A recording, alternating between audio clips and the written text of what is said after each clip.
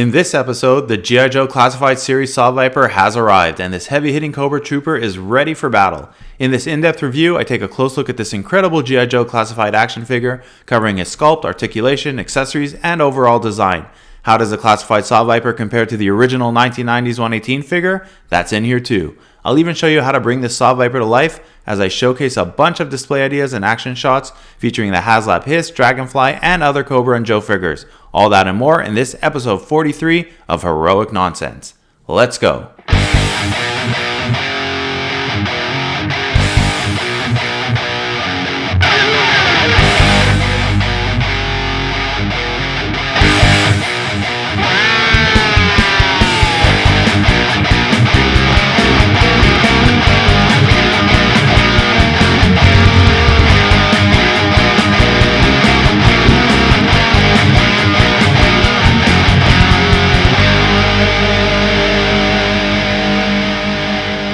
Alright, take cover as we review this brutally powerful Cobra soldier, the G.I. Joe Classified S.A.W. VIPER. I originally got this guy in his 1/18 scale size back when he came out in 1990, and man did I use him a lot. He became a mainstay of my Cobra army paired with his range and Alley Viper brothers in all my battles against G.I. Joe, wiping out scores of Joe vehicles with his heavy machine gun fire. He was definitely one of those figures that stood out with his very stylized armor and gear, as was typical of the time, and because of his Joe lore altering appearance in the Marvel G.I. Joe comics. I had a ton of fun setting him up for my display and action shots part of this spotlight, so make sure to stick around until the end for some really cool inspiration for your own collections. The S.A.W. VIPERs are truly the heavy hitters of the Cobra rank and file, and they look the part too with their incredibly detailed dark two-tone body armor, their heavy machine gun with built-in saw, the breastplate and neck guard combo, and that crazy sci-fi-esque helmet. With parts of the armor being able to be removed and multiple weapons, you have a ton of cool ways to showcase your Viper. I have to say that online images don't do him justice, as even I was only moderately impressed when I first saw pictures of him. In person and out of the package though, he truly is a sight to behold and really is an incredible figure. I've tried to replicate that live feeling in this episode, so hopefully I'll get as close to the real thing for you guys as possible. If you deck him out in his full gear, this is what you get, and wow is he packed with stuff. If you're wanting to use or display him in battle, this will be your go-to shot. Great use of blended purples and red to give him a very menacing look. As for shots at rest, I love this one of him holding his helmet underneath his arm with the rest of his body armor still packed on. I think I might even prefer him this way, even though his iconic look from the 90s was with the helmet on. It's totally great that you can further remove his neck guard to reveal his entire balaclava, which is nicely detailed in and of itself. I've shown him here with his handgun out along with his fully decked out version for a nice comparison of the two looks. If you want something more in between and more in line with his original look, just throw that helmet back on without the neck guard and you have the classic version of the 1990s figure, which we'll take a closer look at in the comparison section. For a more straightforward visual representation of his head sculpt and upper body armor, let's go from the geared down version, to placing the neck guard on, to having him wear his helmet. His mask face is quite detailed. I love figures that sport any type of balaclava like this guy and Beachhead for example, especially when they're on Vipers. There's something about these types of masks that just look so damn cool, and the G.I. Joe Classified S.A.W. VIPER one is no exception. His right side also sports his comms headpiece, which is a very nice addition. Great design for the back of this figure as well, with even more detailing for his armor. His knife and sheath is located on its back, out of the way of his heavy weaponry, but easily accessible if needed for one-on-one combat. The S.A.W. VIPER's backpack is actually a newly painted reuse of the backpack that comes with that other well-known G.I. Joe Classified heavy hitter, Roadblock. We have both the Classified Tiger Force version of Roadblock and the original Classified version he is based off of still in the box, so I can't say for sure, but there is a peg on the backpack which I assume is for Roadblock's equipment, which can be adapted for the S.A.W. VIPER's machine gun by simply removing the handle. I'll also note here the very samurai-inspired shoulder and arm guards that only add to the S.A.W. VIPER's mystique. Like I said, lots of gear to play around with, including the feed for his machine gun, which, like the original 118 version, connects from his weapon right into his backpack. All that gear decked out on the ground like this with some fellow Cobra specialists around him does make for a very cool display. As for the gun, it's not as long as I would have liked it to be, but it's still a nice bulky one befitting of a Cobra soldier like the S.A.W. VIPER, with that big handle which is somewhat flexible so that you can pose him in most any position you can think of.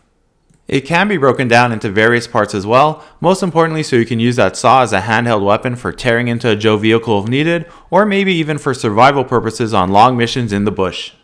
Ultimately, this is an all-around great design which can be broken down and reassembled for a ton of different looks. Best part is, once you start displaying him with some of the other classified Vipers from this era, you really recreate that feeling you had as a kid playing with these incredible Cobra figures, endlessly creating your very own universe of action and adventure. Lovingly and thankfully, my parents kept every single one of my toys from when I was a kid, and I'm sure there are some hidden rare gems in there. For that reason, I'm able to bring you one of my original SAW Vipers from 1990 to compare the classified one to. The classified SAW Viper most definitely pays homage to the original in many ways, and takes a lot of its cues from the 90s version, like the helmet, updated armor vest, and even the belt, while also building upon that design with darker tones and much more gear and plating. Great little Cobra symbol placement there as well. The most iconic piece of gear from the original is of course here, that being the helmet, even incorporating the arrow design, which still confuses me as to why it was included in the first place, but it's there. I love the small detailing of including the full comms headset on the classified SAW Viper, based off of the implied full headset from the original, where we can only see the microphone portion sticking out of the helmet. The SAW Viper's classified backpack looks great as an updated version of the original, even going so far as to include a spot for the gun feed to connect to. The only thing I was a bit bummed about was the size of the weapon. You can see here that the original 1/18 scaled version is basically the same size as the classified one, which is not at all an accurate replica. I would have loved to have had the original one, which I have to say was one of my favorite 1/18 scaled weapons at the time.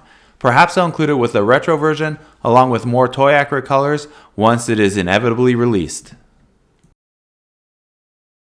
On to the fun part, some great ideas for displays showcasing the G.I. Joe Classified SAW Viper. These are just some of mine, so I would love to hear about some of yours in the comment section as well. I immediately thought of the Cobra HISS 788 team when I first got this figure in my hands, and boy do these guys look great together. If you want to take it a step further, you can add in the Twilight Guard, which I also think is a nice addition to this incredible looking unit, which looks even more impressive when you bring in the HasLab HISS Tank and team as a backdrop. Turn on the HISS lights to bathe in all of this Cobra glory, most definitely a menacing team of snakes you would not want to come across in the field. Complete the look with some Cobra stingers, and you have an amazing Cobra specialist unit that would definitely give the Joes a run for their money. What would these SAW Vipers look like in action? Look no further as they take on a grounded Wild Bill and his Dragonfly. No place for poor Wild Bill to run to with those 6 shooters until backup arrives, and they'll need their very best to take on this snake pit. I'm going to let you guys guess where these next few images were inspired from, but all I can tell you is that it had major repercussions in the Joe world and was shocking at the time and still is. And the guy that caused it all was in fact a truly evil SAW Viper. Let me know in the comment section if you know the answer. A truly scary sight to behold, a unit of SAW Vipers exiting a HISS tank as their fellow Cobras secure the perimeter. You can almost feel the cinematic unease as these SAW Vipers slowly emerge under the cover of darkness, with an aura of both fear and awe surrounding them. This probably has to be my very favorite display idea to date using the HISS team and vehicles.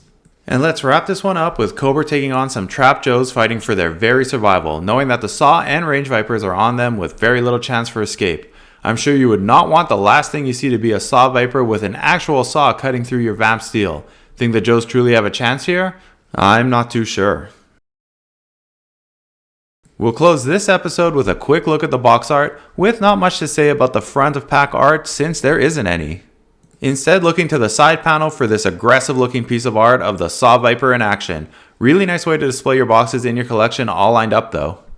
Great picture of the toy against a somewhat futuristic Blade Runner inspired background here, which actually kind of works with these guys' design. Well, that brings us to the end of this episode of Heroic Nonsense. Hope you enjoyed this G.I. Joe Classified spotlight of one of the coolest Vipers to come out of the 90s, the Cobra SAW Viper. I'll see you all back here next week with a brand new episode, but in the meantime, remember, it's all such heroic nonsense in the end. Dragon!